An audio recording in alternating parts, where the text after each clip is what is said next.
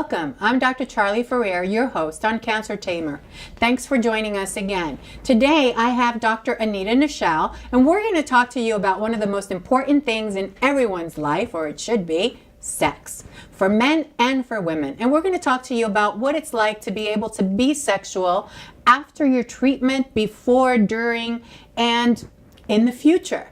So thank you, Dr. Anita, for joining us again. I really love talking to you. You're such a wealth of information. And you're our integrative medicine specialist, so I really love that. So if anyone has questions about cancer, about health, about wellness, Dr. Anita is a wonderful resource for us, and she's ready to hear your questions. And before I continue with her, remember to contact us at cancertamer.org with your questions and information. So once again, thank you so much for joining us. So let's talk about sex and how it's slightly different for women in particular who have undergone breast surgery or have ovarian issues, ovarian cancer. And since our show is about cancer, we're going to try and stick to that topic. But sex in general. So what is it that women most experience after being diagnosed with breast cancer, and how does that affect their sex life?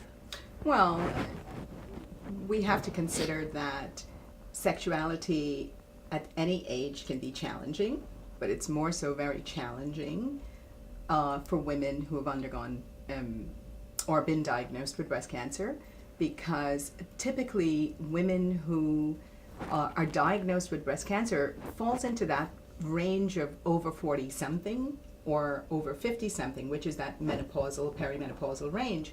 And so that in and of itself can be very challenging, because they're already experiencing symptoms of menopause, which includes loss of libido, vaginal dryness, and right. So if we throw in breast cancer, we're throwing in a whole nother another issue, an entirely different dimension.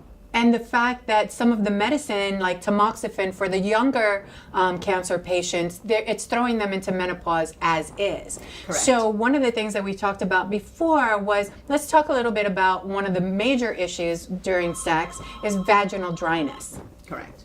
And so one of the things that women experience is that when they're taking their medicine, or if they've had ovarian cancer, they do experience some vaginal dryness. And how do we cope with that? How do we circumvent that issue when we're ready to go back and have sex? Well, breast cancer is a little bit different from ovarian cancer in that breast cancer does not necessarily involve the surgeries that an ovarian cancer patient is undergoing, because with ovarian cancer there's complete hysterectomies, which involves, reconstruction of the vagina, depending on, how extensive the surgery.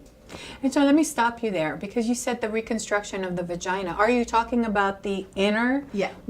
Because I know in some women who have hysterectomy, they also lose their uterus and such. Correct. And so now you have a whole nother issue to talk about. Correct. And so, and we'll talk about breasts in a minute, but when they're doing a surgical reconstruction of the vagina, or having sex afterwards, I mean, what does that entail? Well, typically, a complete hysterectomy includes, so if you're talking about ovarian cancer, complete hysterectomy includes having the uterus removed, having the ovaries removed, having the tubes be removed. And so the uterus sort of leads into the vaginal canal. And so if you're removing uterus, then you are closing up a part of the vaginal canal. And so I would imagine then that would cause quite a bit of discomfort. Correct. For women who have had that surgery. And then if their partner is bigger than, say, 6 inches or so, they're going to experience a lot of discomfort. Correct. And so sex then will become something they don't want. Very challenging. That's right, because it's I didn't realize that they did that. Yeah, one, you're dealing with scar tissue from the surgery. You're dealing with shortening the length of the vagina, which the average length of the vagina is about 4 centimeters and tends to extend to about 6, and that varies, anatomically in different women. So there's the discomfort of just having had a total hysterectomy, And then there's the discomfort of vaginal dryness. Right. And what I'm looking at too is the fact that now you have, on top of the issue that you had with the cancer and the ovarian cancer, now you have an issue of your libido and your desire and your comfort, and now you have dyspareunia, Correct. which is pain during Painful intercourse, or now you have anorgasmia, which is now you can't have orgasm. So I mean, you know, a lot of the times, and I have to say this because I remember when I went in and I was told I had breast cancer, and the first thing that the doctor wanted to do was remove my ovaries as well, and remove my uterus and do a full hysterectomy. And I'm thinking, what the hell are you doing? Because I'm only here for like breast cancer, Right. you know? And so she's like, oh, no, this is what we do to prevent. And I think that sometimes, I mean, personally, I think that sometimes the doctors are very quick to let's go in and do surgery and remove everything because of the possibility of. Wow. And it's the piece of, these are things that really you should consider, because you don't think of, well, if I have my ovaries removed, because it'll stop all the estrogen from affecting my body, which if you have cancer, breast cancer, that's estrogen based, then you want to have the ovaries removed, or you're recommended to have the ovaries removed because they produce estrogen. But now you have opened up a whole nother can of worms, because now you're removing this, you're messing with the internal functioning of your body, your vagina, your uterus, and everything else, and now you've just opened up a whole nother can of worms, and you know, and a can of discomfort, and you know, I'm a sexologist by profession, and so my thing is making women feel more comfortable with their sexuality, with their body, and so on. And we do workshops on body love, and so I look at it from the perspective of, you know, here's another issue to throw at a woman to now not like their body because it's discomforting.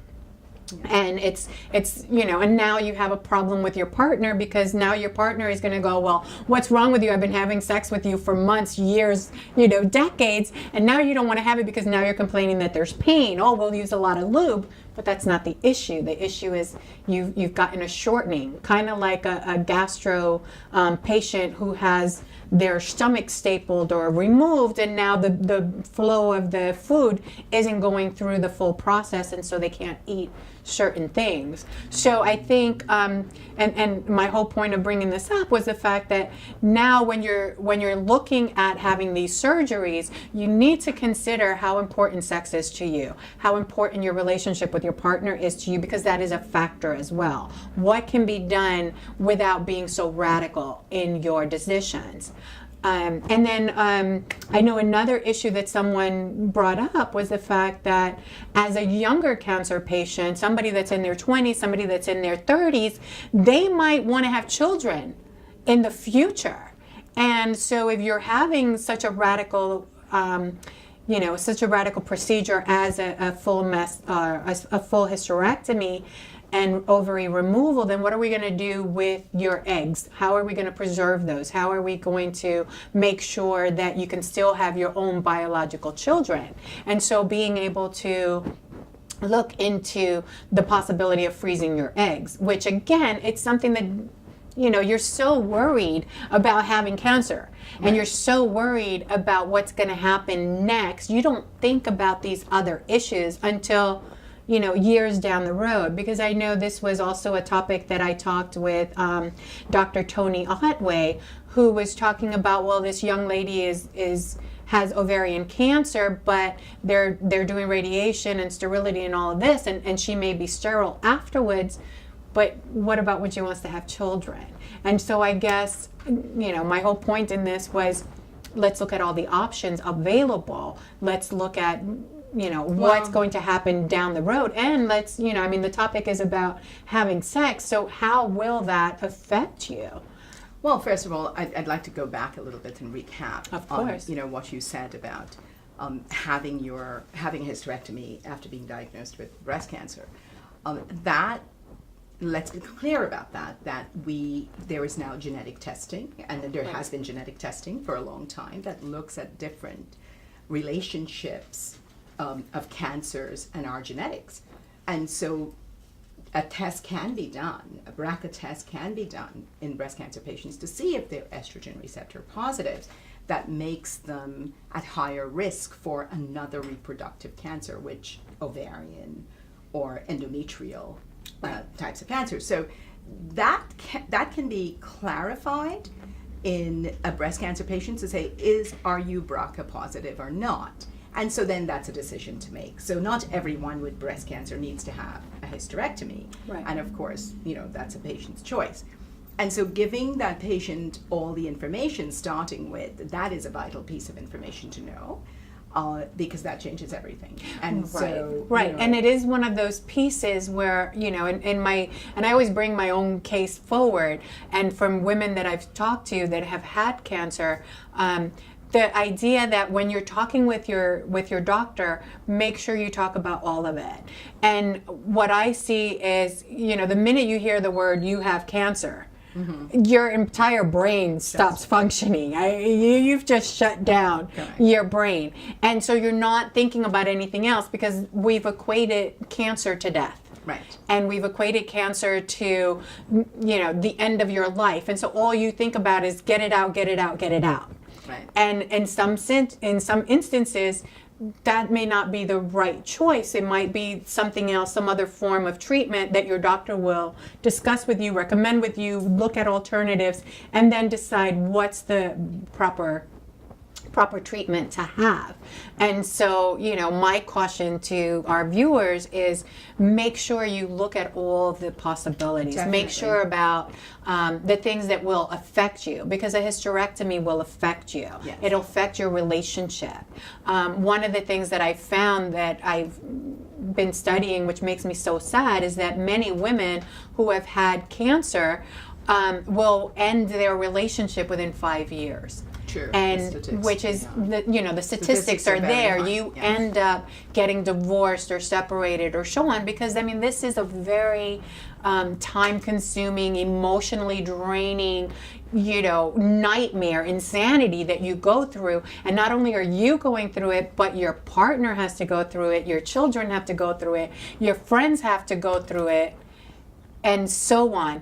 And so, it's not a one-person thing. Even if you're by yourself. I've gone through this process by myself, but I'm looking at the future as well. Charley's not going to die tomorrow, and she still wants sex. So I look at that as what's it going to be like in the future. And I think that our viewers need to also consider that. Absolutely. After the fear of you have cancer, which may be, 3 months down the road, but understanding unless your condition is something that you're going to die tomorrow, or it's so intense, even something stage 4 terminal cancer, you still have time to think. You still have time to function. You still have time to discuss. Absolutely. And you still have time to look for second and third and fourth opinions on top of the first and second opinion. Because I think the one thing that I've seen, and the one thing that I experienced myself, was the fact that they said, oh, well, you have cancer. And within the week, they're like, okay, we got to chop you up. And we have to take out your breast, and we have to remove your breast, and remove your ovaries, and remove. And I'm going, wait a minute, stop for a second. I'm just here because they found a lump. Explain to me what the rest of the procedure is. Explain to me where I should go. I don't think it's appropriate to remove my ovaries when all I have is a lump in my breast. So, so it took me to say, let's put the frenos on, as we say in Spanish. Let's put the brakes on, and let's talk for a second. Let me get more opinions. Let me discuss a little bit more. And I think that's something that our viewers need to remember, whether they've already gone through it or they're just starting to. And so being able to say, well, how will that affect me? I know one of our wonderful Deborah just gave me the heads up a minute ago about the fact that you can freeze your sperm from your partner as well, for men to be able to use it with your own eggs and stuff like that. So these are things that you can in fact look at for women and for men who are having prostate cancer as well. Right. Well, the sperm freezing has to do with is the male affected? Is the male fertility affected? Otherwise, it is not necessary to freeze His sperm. sperms. Correct. You can Okay. use live and active, healthy sperms with a frozen egg to Okay. fertilize that egg. So Yeah. just And our to be whole clear on that. discussion on, Yes. on fertilization and stuff like that, that's going to be another show. We're gonna find a physician who does cancer treatment and freezes and so on, so Correct. he can come in and talk to you. So what other issues, and talking just about ovarian cancer at the moment, what other issues can they I don't want to say look forward to, but can they anticipate or try to plan? So we did talk about the fact that now you have vaginal dryness. And one of the points is that cancer isn't contagious. Cancer is not something that you're going to get from your partner. It's not HPV, and Deborah and you will be talking about HPV virus and so on, and that's another segment. But this isn't contagious. Ovarian cancer isn't contagious. And so what can they do to help minimize the discomfort that they'll experience after surgery when they're ready to go back and start engaging in sexual positions and sexual activities? And when I threw sexual positions out there because are there specific positions that you might recommend for them to use as opposed to just your missionary position? Well, actually, the missionary position is the least The least likely. discomfort. Exactly. Really? And so, yes, the least discomfort because other positions are much more deeper penetration, which will produce, more discomfort. Okay, because I was thinking with the missionary position, or with like the cowgirl position with the woman on top, that is might be a little also- bit well, that better gives you a little because bit you more control control. more. That's correct. That does give you that gives you control in terms Right, the of, woman control. how, exactly, how uncomfortable it is, and you can adjust to that discomfort. Right. But getting back to ovarian cancer, it really it varies a lot on a woman's age, where she is at that time, because the younger she is, having a total hysterectomy puts her into surgical menopause. Right. And so, all of the effects of menopause is then completely enhanced if she had gone through natural menopause. Then, it's hard to say how she would have responded to natural menopause. But what we know about surgical menopause is that it can be, a lot worse than going through a natural. Because your hormones are out of Exactly. whack and you're getting hit Exactly. so hard with all the situation, plus you're having all the discomfort, plus you're having Loss of libido. Yes.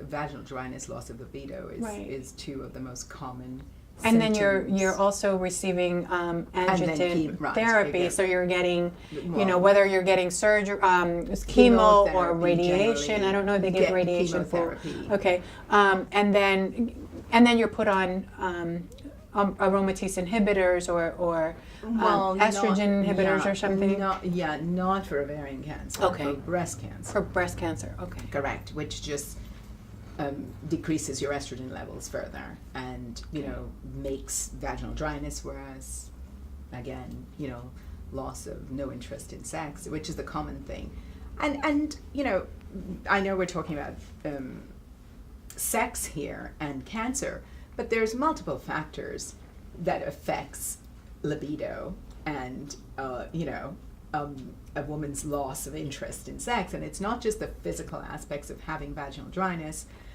It's also their state of mind, their emotional state of mind, Right. their body image, self-image, And the after- fact that it's so connected, our ovaries are part of what makes us a woman. Exactly.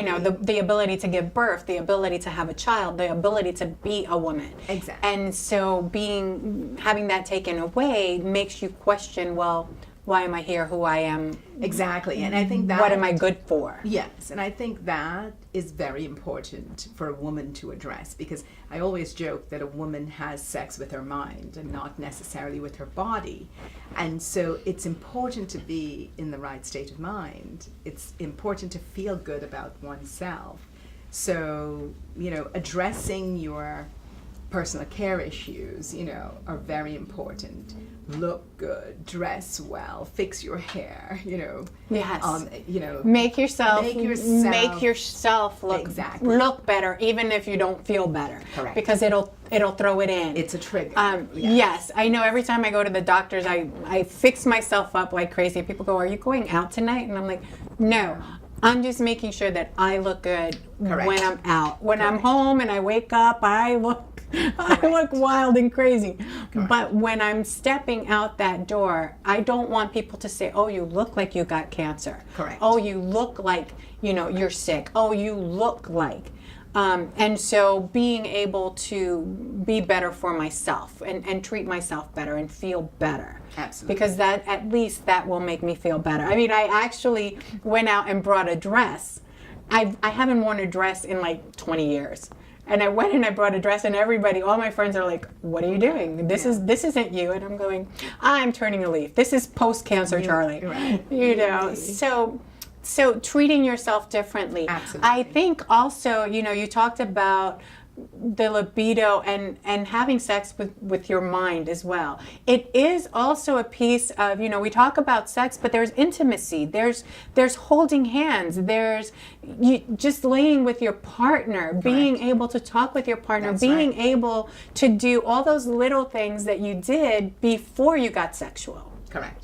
And in that way, your libido will start rising. Correct. And that way, you will start wanting. Correct. It's kind of, and I akin it to after you have a child, you go through so much trauma vaginally and mentally on having that child that sex with your partner is like, no, not now, not this month, Right. not next month, not 6 months, So it's the same thing with cancer. You're going, wait a minute, no, I'm scared. Right. And you also get scared of like, oh my gosh, they went in there, this is going to hurt. Or if it hurts one time, you're going, no, I don't want to do this. And then you get frustrated with the fact that that you may not want to have it again with your partner, or your partner gets frustrated, and then now you have a whole nother issue. And if your relationship was rocky to begin with, now what's going to happen? Well, and so you really need to work on that. I think, something to add to that is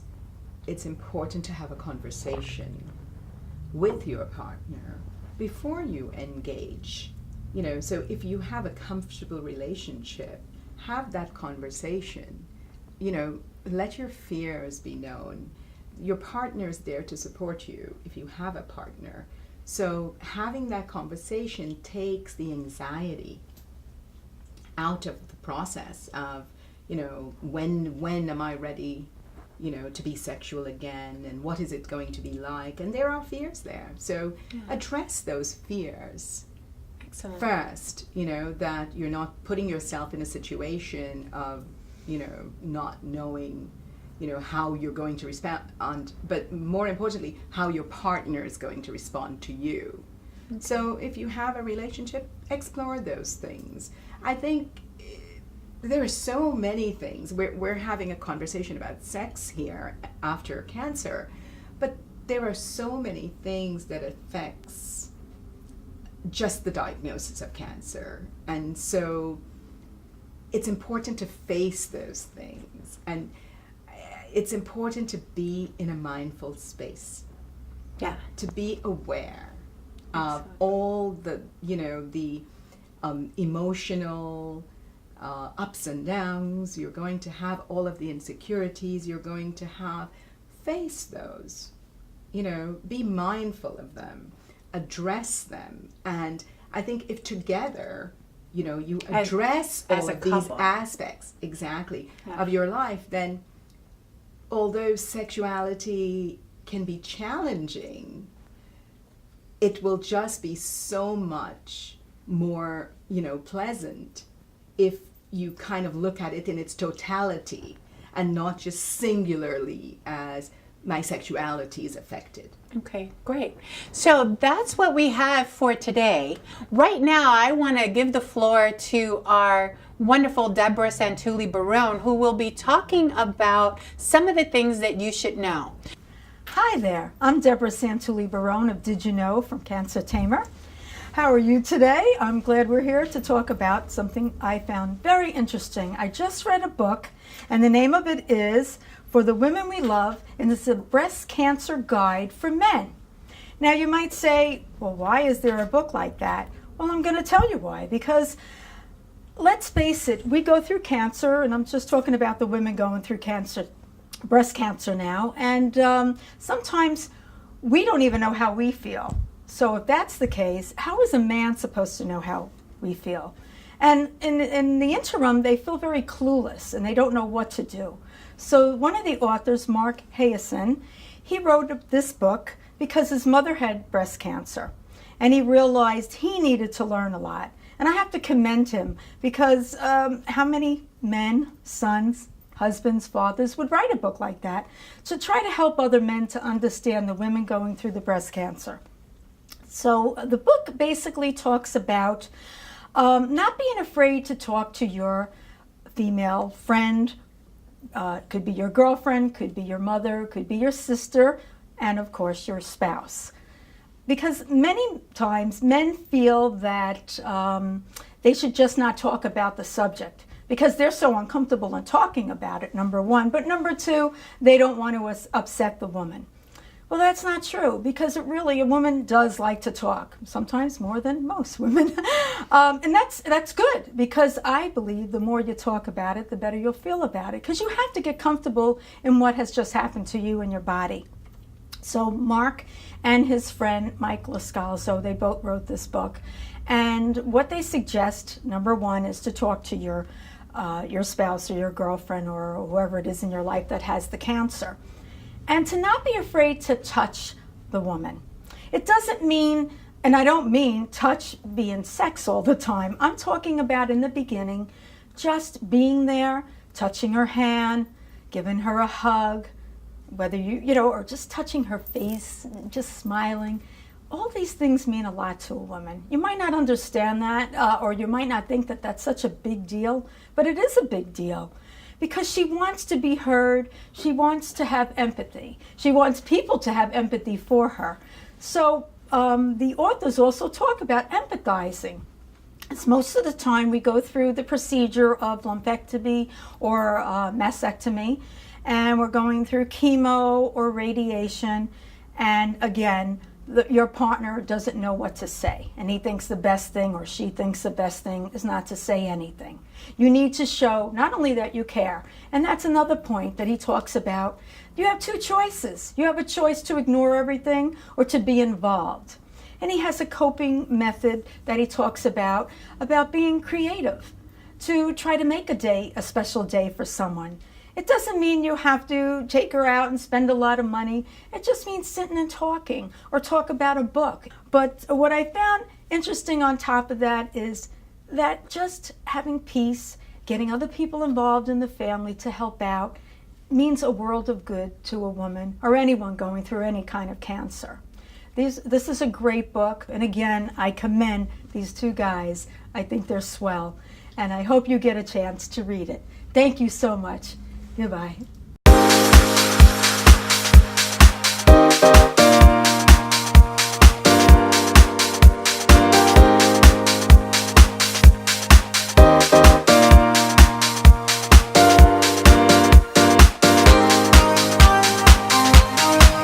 Bye.